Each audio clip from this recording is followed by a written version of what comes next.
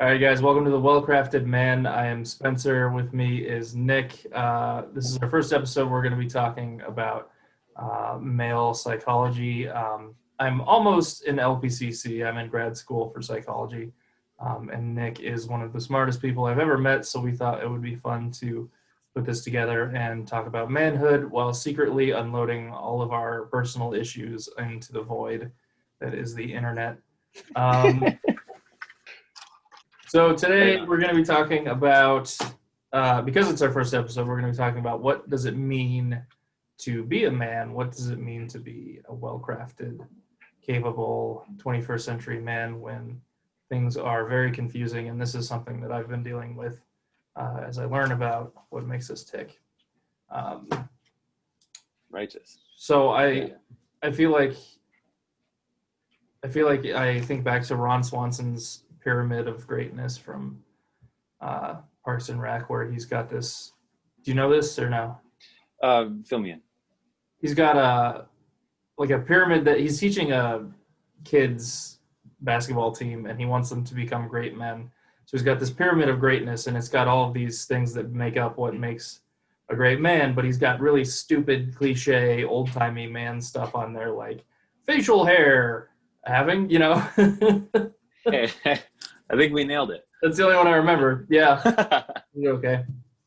When I was in the military, we shaved our beards into mustaches. Well, we have to shave every day, but we just had mustaches, and I looked like a pedophile. It was really bad.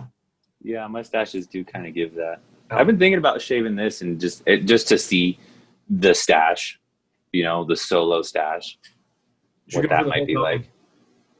The Hogan? Oh, I could do the Hogan. Just don't take it off all at once. Yeah, that'd be pretty sweet. One of these.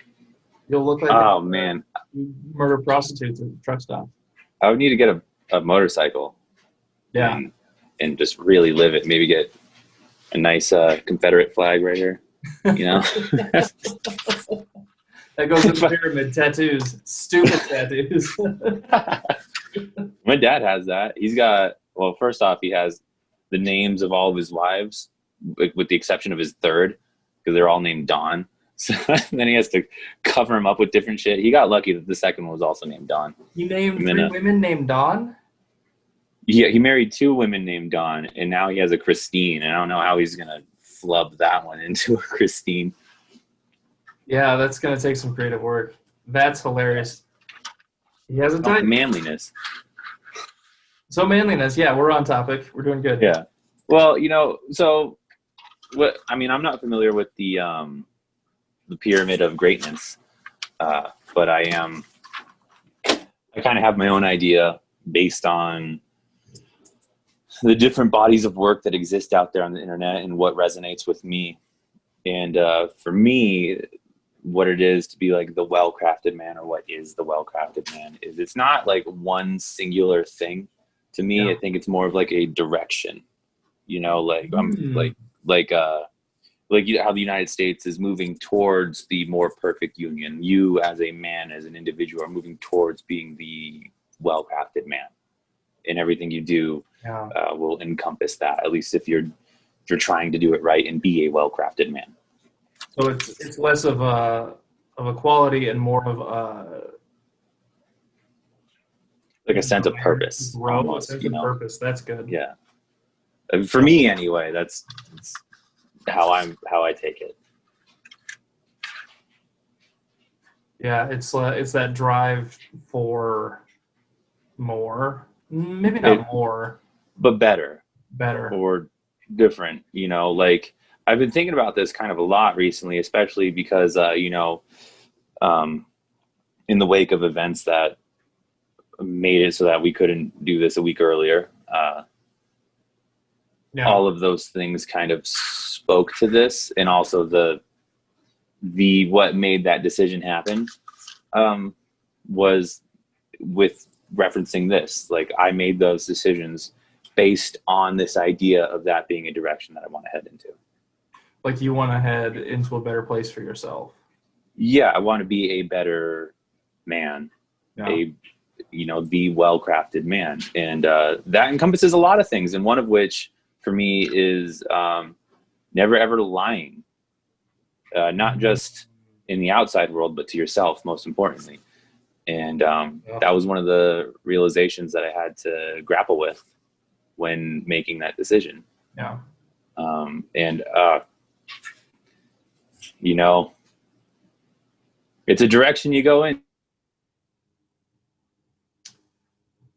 into. So, you know, you think you're heading in the right direction, you know, but there's something that spoke to me that helps affirm this. And it came from Jordan Peterson, who I think is a fantastic first quote to bring up Yep. in an inaugural episode. Yep. He said, it went something along the lines of, if you never lie to yourself, you know, because no one can predict the future. Right. You know, we have no idea what's coming before us. We can guess, but that's the best you have. So out of all these guesses, there's no absolute certainty. So if you operate within the realm of honesty and you never lie to yourself or anybody else, then the outcome of those decisions you can assume is the best that would have ever happened, is the best possible outcome, because you operated within honesty. Yeah. It doesn't, I don't think it holds, you know, super amounts of weight, but it at least held enough for me. No, I think it completely holds weight. The simplest definition, as I know it, of like mental illness is that your view of the world is different from reality. And that's a big piece of what we deal with, especially with like sort of modern cognitive therapies. It's just all about getting people to see the world for how it actually is. Whether, like, when people think, oh, it'll all work out in the end, it'll be fine, we just keep on plugging.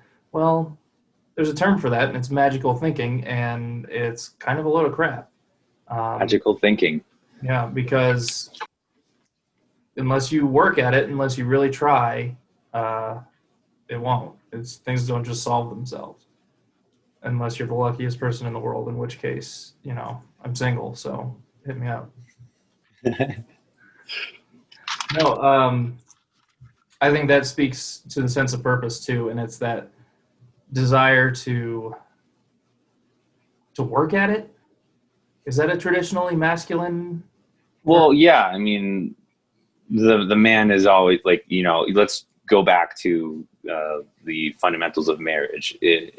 Just 30 years, 40 years ago. It wasn't so much about, you know, love and whatever. It was more about, you get married so that you can procreate, and the woman will take care of the child while the man works, and always works at whatever it is that he's working at, right? I think it's kind of ingrained in us as like a human male to, with masculine energy. I'm not, you know, like, it's not anybody with a dick has this. It's, you know, anybody who exudes predominantly masculine energy will work at it. So what do you think some qualities of masculine energy are? Like, when you say masculine energy, let's define that. So masculine energy, as I understand it, it's not, you know, it's not only men can have it. There's women with masculine energy. There's men with masculine energy. Non-binary. Most men have masculine energy, and then there's a small group of neutral people, and then there's a even smaller group of effeminate men. And you could just flip that upside down, and that's your spectrum for women. You got mostly effeminate women, and then a small group of neutrals, and then an even smaller group of masculine women. And those are usually, you know, the alpha girls. And they don't need to be lesbian, you know, like, it's not a sexuality thing. It's an energy and personality thing. You know, so masculine women are usually like the top girl, right? Like the girl who, you know, might not have any friends because she's, you know, so independent and whatever. From what I've seen, masculine women tend to attract feminine men. And I think it's more common than we realize, especially in my Remind me. Absolutely. Actually, I have a monologue that'll blow your mind. So when I think of masculine energy, getting back on track, I think of that drive. I think of aggression. Yeah, assertiveness, maybe not Assertiveness. aggressive aggression, but And I saw a guy talk a couple years ago who had this great point that said the problem with masculinity and femininity is when you take it too far. So when you're masculine, people know it. Like you walk into a room and you own it. But if you're a toxic masculine, then you are controlling of people and you're overly aggressive and you're hazardous towards the people in your life because you've taken it too far. Whereas okay. if you're on the feminine side of the spectrum, you're caring, you're nurturing, but the toxic femininity is that nothing gets done. Like it's all excuses and it's all victimhood, and it becomes toxic in that manner. So it's about keeping that balance. And I think you had a really good point of the masculine and the feminine kind of ebb and flow, and that they kind of vice versa each other. It was very cool. Very good point. Yeah, I can see that. I mean, I'm not familiar with the term toxic femininity, but that made perfect sense to me. Absolutely. Not saying that, women can't get anything done or anything like that, but yeah, like before, That's a good point. Yeah, I don't want to not, sound like a sexist asshole. yeah, I mean, when we talk about feminine and masculine energy, it's not generalized to a specific sex or sexual orientation. It's just what the person has within them. So with all of that said, okay, so here's the definition that comes up on Google. The specific terminology of toxic femininity, when used to feminist ends, refers to the gender expectations that keep women subservient, quiet, and submissive to men's domination and aggression. So I guess in the feminist lens, it's saying that toxic femininity is being a victim. Yeah. you get that. And if you're playing the victim, like you said earlier, will get nothing done. Yeah, it is femininity that is toxic, and masculinity that is toxic is the domineering.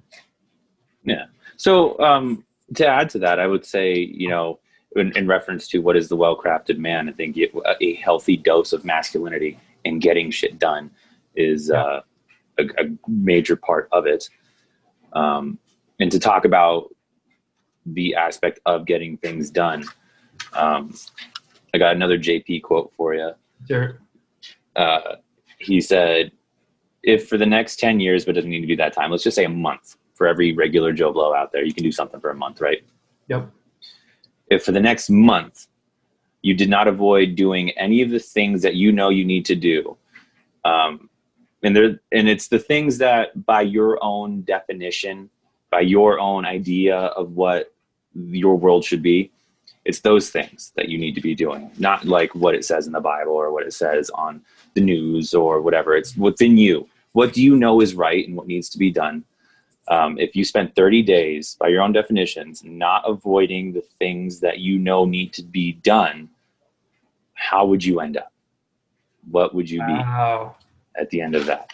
Probably end up in a lot better place. You'd be stronger. Because, I think you'd be a better person, and trying to live that every single day.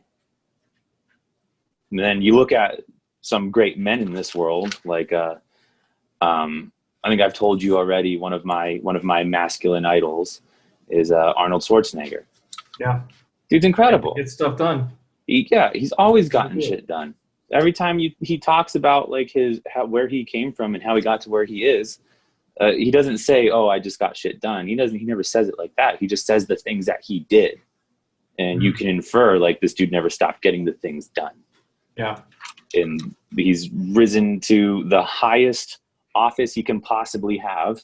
He was ruthless. That guy he's a killer, man. Worked at it.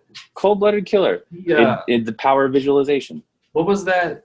It was some documentary on him where he was supposed to lose some competition, so he went out drinking with the night before with the guy and was like, "Man, you were so good at this. How do you get it done?" And he's doing like inner game of tennis stuff and gets in his head, and then of course wins it because the guy was completely in his head about it and totally messed up. Like, it's I don't know which documentary that is. I know he has Pumping Iron. Yeah, Pumping Iron. That's one of the. Isn't that an older one? Yeah. Sure. He's got a mini doc on YouTube called The Blueprint, and that's more about men's physique. Super into that, so I watched that. And Arnold's physique would be incredible. That's one of the things that I would like to strive towards as being the well-crafted man that I imagine is a physique. I think exercise is a huge part of being well-rounded and well-crafted. Like, and I think something that's worth noting here is that this is just for like regular dudes, but when you're dealing with things kind of outside of our regular control, it's easier said than done. Like when you're dealing with people with major depressive disorder or like, you know, stuff like that. It's really hard to get through this kind of stuff, which yeah, I mean, yeah, like, so I have less experience in that realm than you, obviously, and I cannot, dude, you're not seeing the, yeah, I can't testify for what's in the minds of every other dude. However, I don't think it's too far-fetched to say, yes, I'm just a regular dude, but why can I not be great, right? Like, I'm not saying be arrogant all the time, but if you don't avoid the things you need to do that you know you need to do all the time, how great could you be? And where is the great man within all of us? And what would society look like if every man was a great man? How does this work with habits? Well, there's a fantastic way to change that if we want to talk habits. Absolutely. Certainly if you want to change anything, and you have bad habits, or you want to create a new habit, think less emotionally about it and more about it in terms of like a mathematical system. And I know you're more than versed in this. Every time you sold your Xbox, you were changing the system, right? Yeah. Yeah. And that's how you change your habits and ultimately change your life. The law of aggregate change, like all these teeny little changes add up to something great in the future. Kind of like how ice is frozen at 0 degrees all the way up to 31 degrees. But once it hits 32, it starts becoming water. A massive phase change. You just increment 1 degree at a time, take little by little, and then you hit that tipping point, and something new happens in your life. Cool. Something that really worked for me, and I don't do it as often as I should, but I had this rule that if it takes less than 5 minutes, just do it now. No matter what time, no matter when, no matter where. Good rule. Do it. And it felt so good. The stuff that piles up that you just like, oh, I got to do the dishes. Oh, I got to, do that. It doesn't exist anymore because it's already done. It's great.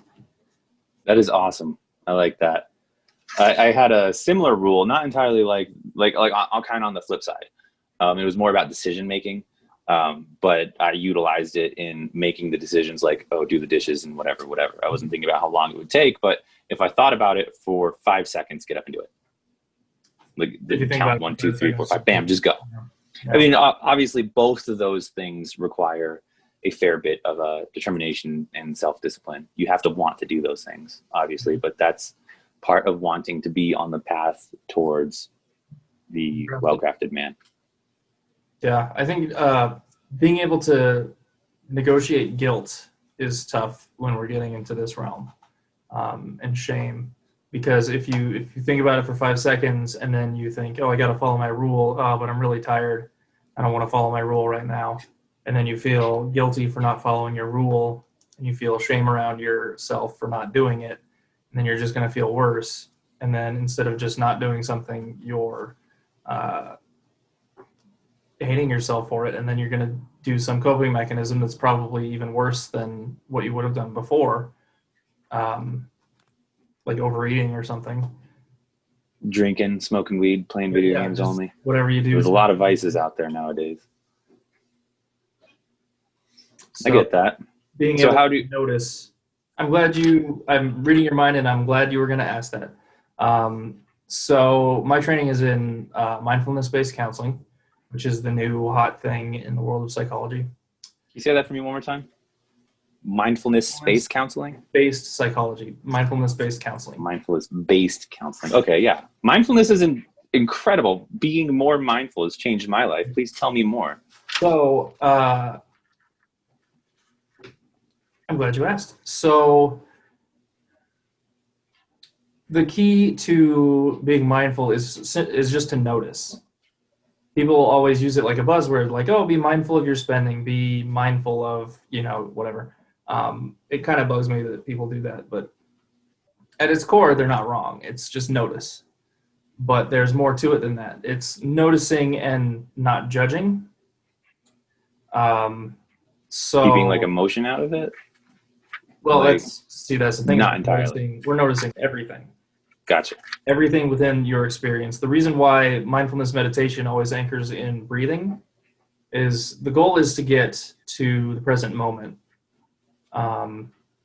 Whether we're feeling angry or sad or happy or excited or anxious, no matter what we're feeling, we need to respect it. And we feel it in the moment. So breathing is, each breath has a lifespan of like 2 seconds. So you have no choice but to live in the moment if you're just paying attention to your breathing. So, the breath goes in and then it dies, and then that's it. It's gone forever.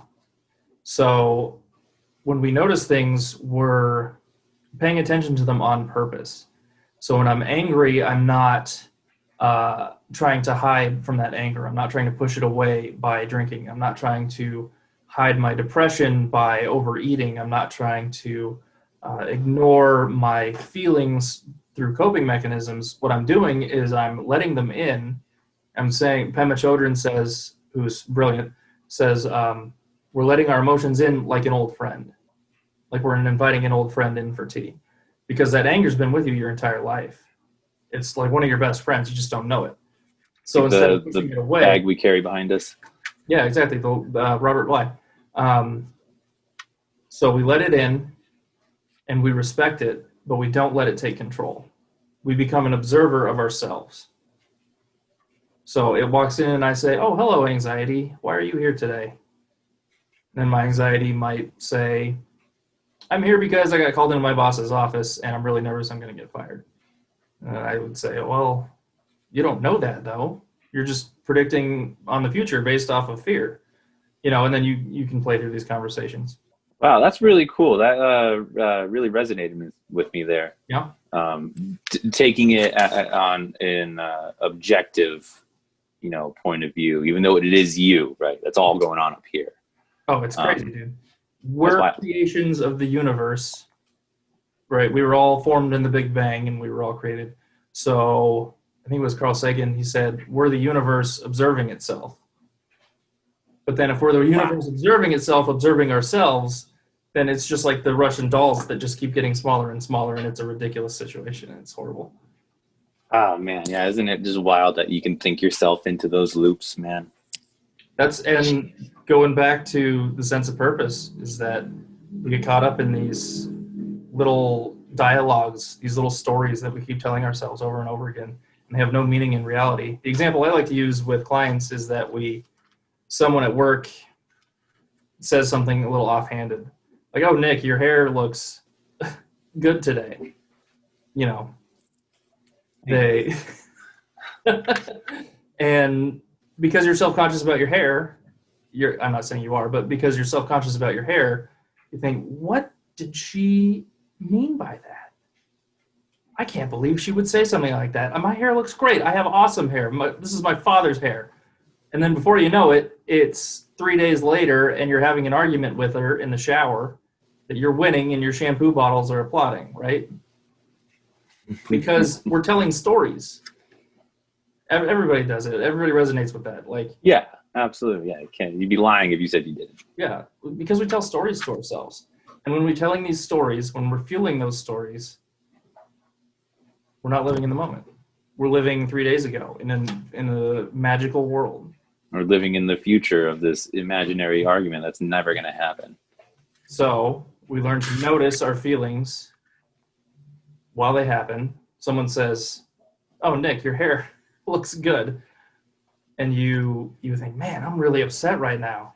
I need to sit with this anger." And so you just kind of notice, and you don't feel it. You don't give it the story, but you don't judge yourself for being angry. And you just let it go, and you let it pass. I think that's a fantastic principle to apply to the direction of a well-crafted man, is the ability to acknowledge those things and stay on course. To not let yourself be overrun by details and stories. Yeah, and those imaginary stories that we often find ourselves deliberating in for, who knows? I mean, I could find myself in some pretty deep spirals for a while. Mm-hmm. And, just We all do. gotta notice it. Yeah, we all do. So I haven't been keeping track, but what are our principles of the well-crafted man? Sense of purpose, Purpose? having a drive, having exercise. Don't let yourself get bogged down in stories and details. Gotcha. Staying on track. Purpose, fitness, or wellness, exercise. I think that's definitely an imperative. You can't really divorce a well-crafted man from a health system. Yeah, I agree.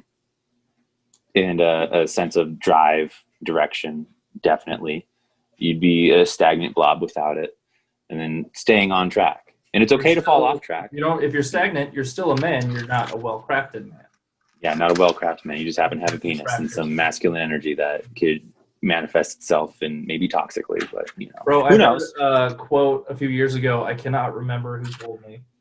I just got broken up with, and I was really upset about it, and I was spiraling, of course, and I was thinking or I was telling my friend, I'm just gonna swear off women. I'm not gonna be, I'm not gonna get the kind of woman that I want, and it's such a fun fantasy to say all the time. Mm-hmm. And essentially, it came down to, if you want to get the perfect dream girl, then turn yourself into the kind of man that the perfect dream girl would want. Yeah. To what degree do you want to live out your own genuine being? Yeah, genuine. I think that's where it gets stuck, because I don't want to be Arnold Schwarzenegger. I want to be the best version of Spencer. Yes. The best version of Spencer is going to have the best version of Spencer's spouse. Absolutely. And how would that, affect your, that's how it would affect everything around you. You be your best self, you will acquire the best for you, right? And that draws in, people talk about it like it's energy, but I think more practically, when you're living your best life and when you're doing your best stuff, you're drawing in people that are going to be good for you. Yes. Because you're going to know how to say no to people who are bad for you. Yes, I think that's a fantastic point, or a way to drive in maybe another principle onto our principles of a well-crafted man, is to acknowledge the fact that you are just a node in the system. We as social creatures, it's impossible to not be a node in a system where you are, one person away from 1,000, 2 people away from 1,000,000, the way we spread out. And if you acknowledge the fact that you are, a piece of this human system that you can never get away from, and then you live out your genuine being, you will be a part of a genuine best for you circumstance system. And you will only attract what's good for you. I'm going to sum all that up into a principle that's easy to read and digest. Acknowledge your genuine self in the world. Yes. Good? I agree. I like it. Did you just make all that up? Did you come up with it? I mean, I'm sure I'm recalling previous talks and research I've done, but it's smart guy. Folks. That's how I perceive it anyway. Yeah. Everything we learn. I mean, we cannot be away from, everyone has a job. Everyone has, probably a spouse or a friend or a family or whatever. You are interconnected. You are a part of a system. Where you're born, who your parents are, what your parents believe. It's called epistemology. Where you come from defines how you see the world. And that's why we say that people get broken from reality. Because the way I see the world is going to be different than the way some Karen who yells at somebody else at the supermarket sees it, because that's just our worldviews. It's fascinating. There's a whole social sciences built around this question. What was it called again? Epistemology. Epistemology. That's a cool. Where does the Latin come from? That episto, and then mology is field of study, right? What is episto? I think somebody peed on somebody else, and it was like, my You know, world there's a says that this is okay, and the other guy says, well, my worldview says that this isn't okay. And then it turned into a whole thing. and now it's called epistemology. Yeah. There's a fish called epistogramma, a whole group of fish, epistogramma. That's really, it just, when you said that, it just reminded me of that. Episto. Nick is really big in the world of fish. He's brilliant at it. It has nothing to do with manliness or manhood, just as a side note. But it does, though. It does. Because you're super into fish and you are not apologetic about it. It's part of my purpose. It's part of your purpose in the world. Is that you love fish. You just love it. I live that hard. So that's more than just loving the fish. Drive, but it's a sense of purpose. There's not a lot of exercise there, but it's acknowledging your place in the world. Yeah.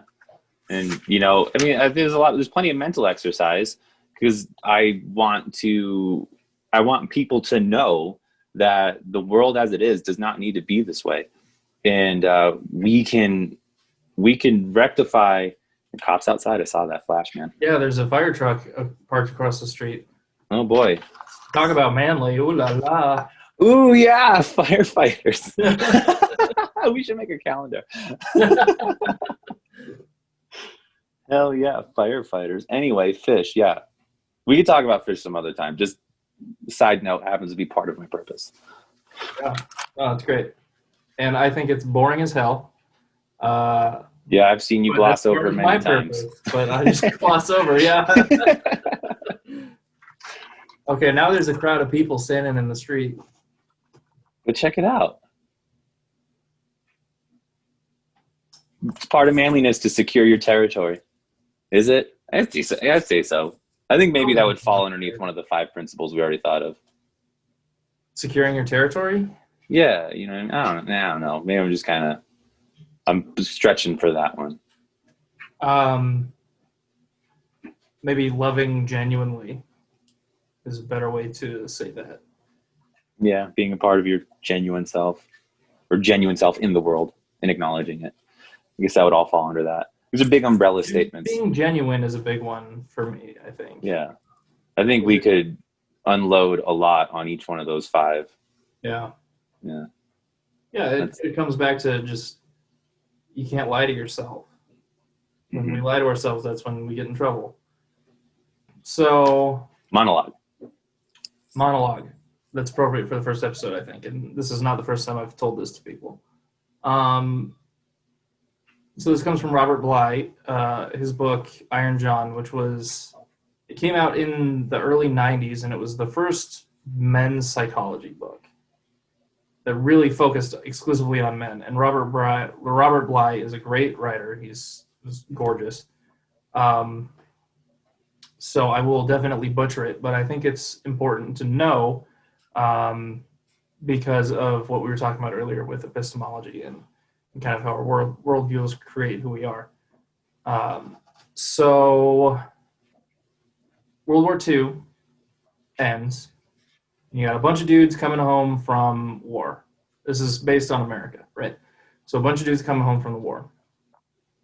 And they turn into what we refer to as the 50s man.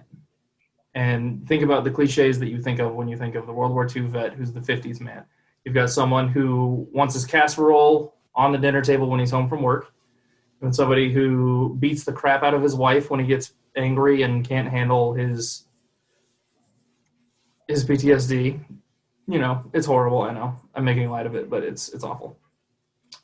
You've got someone who values individual achievement.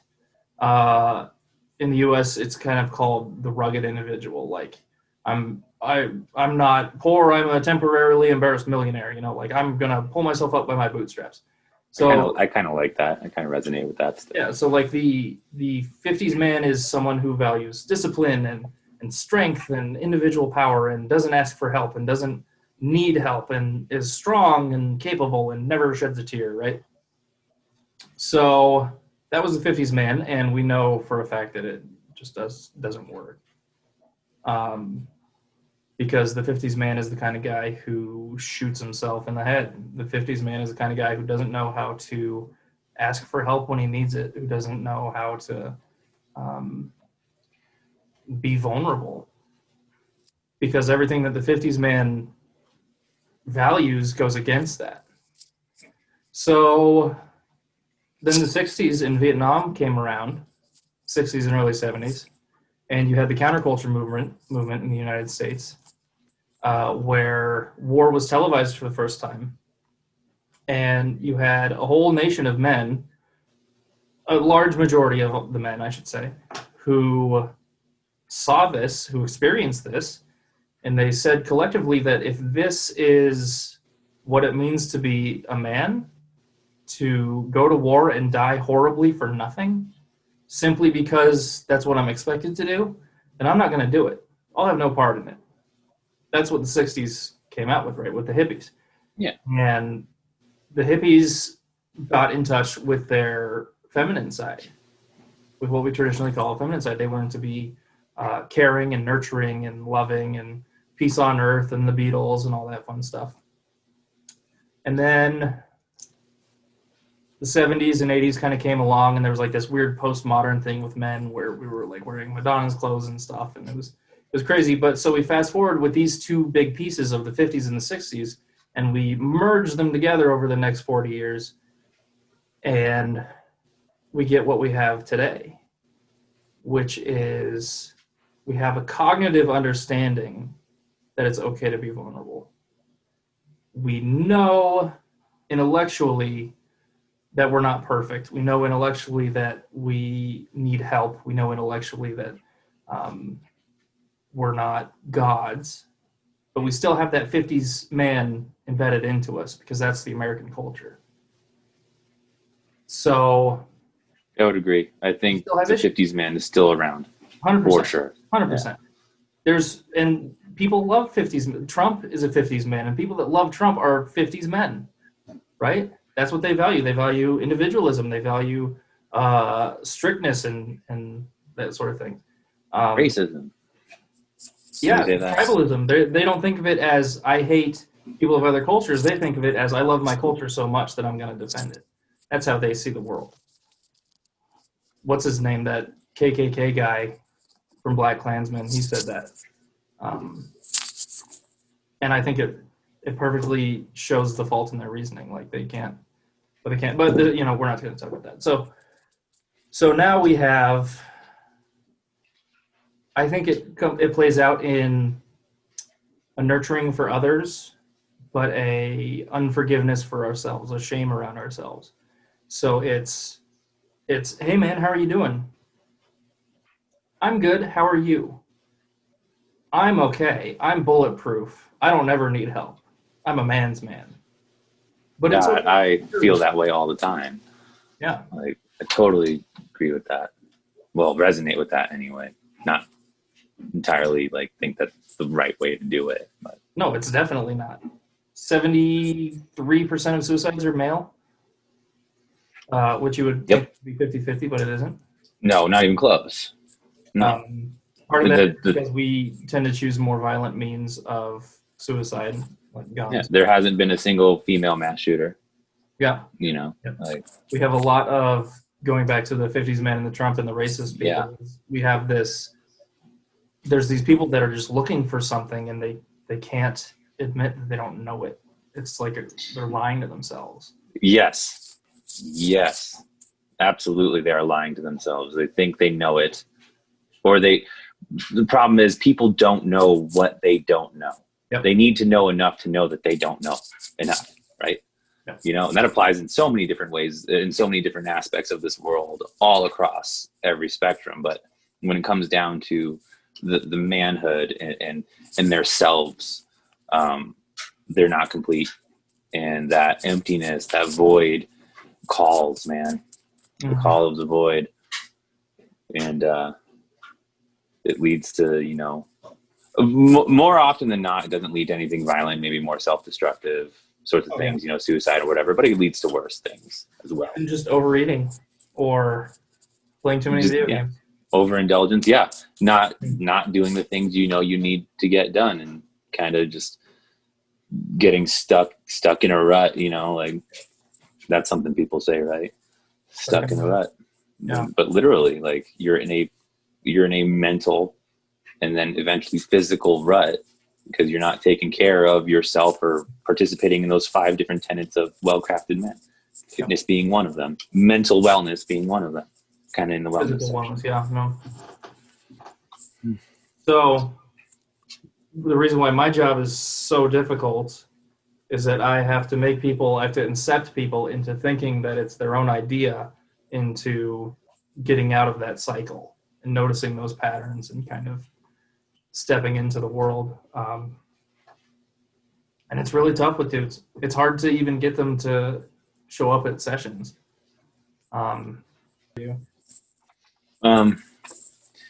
Let's jump right into how to maintain course of the well-crafted man. That I felt like that probably could have been its own episode, but I think it's something that we could probably just touch on all the time. Yeah. I don't know. I just play it by ear. And one of the things. Oh yeah, go ahead. One of the things that I think that you could utilize to stay on the path of the well-crafted man has to do with a question to yourself. A lot of these are you ask yourself this question type of situations. So you do something, and let's say it's something frivolous, overly indulgent, luxury, whatever. You ask yourself, if you did it for an hour, would you have paid somebody else $50 to have that same hour? And if the answer is no, then you're probably wasting your time. And if you're wasting your time, you're wasting your money. And that's kind of how I operate with everything. I understand the importance of playtime and time for yourself. The psychology of play is incredibly important, that we don't just become automatons and work on our direction. Part of being on that direction is having time to be playful, play video games, play board games, read a funny book.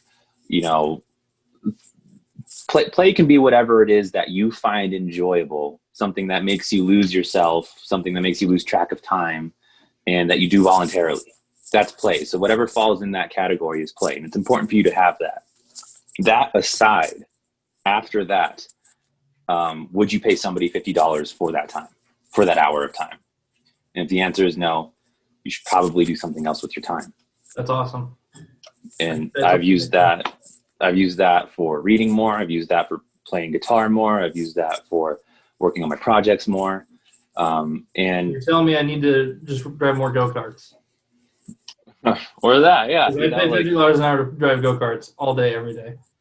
Is that how much it costs? I don't know. It kind of feels like a lot. I don't know. It probably is. I'm just kidding.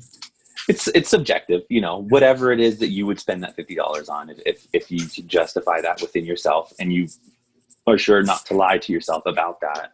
I think you'll be staying on the right path. I agree. I think that's really a good way to think about it. Would I pay someone else $50 so that I could do this? Most of the time, it's probably going to be no. Well, I mean, it depends on how important it is to you. Like, I play guitar, maybe not for an entire hour, but I'll play guitar for like 20 minutes or whatever. And I'm not shredding or anything. I just learned how to play guitar. I've been playing since April, right? Yeah, since April. So however many months that is, like 4 or 5 months. I know one song and a handful of exercises. Mm-hmm. If I did that for a full hour, would I pay $50? And I think about it in terms of like maybe a lesson or something like that. Yeah, absolutely. Hey, somebody else would say no. Your audio is kind of going to crap. Move your headset. Yeah. Ooh, my bad. I'm sorry. Did that come through? Yeah, it came through. It's just scratchy. Yeah. But yeah, anyway, I would absolutely spend $50 on that. If I read a book for an hour, yeah, for sure I would spend $50 to sit down and read a book for an hour. The books that I read outside of school, I mean, school included, but I have my own leisurely reading time as well, are invaluable to me. Yeah. I would absolutely spend all of that time reading. or all that money on time to read.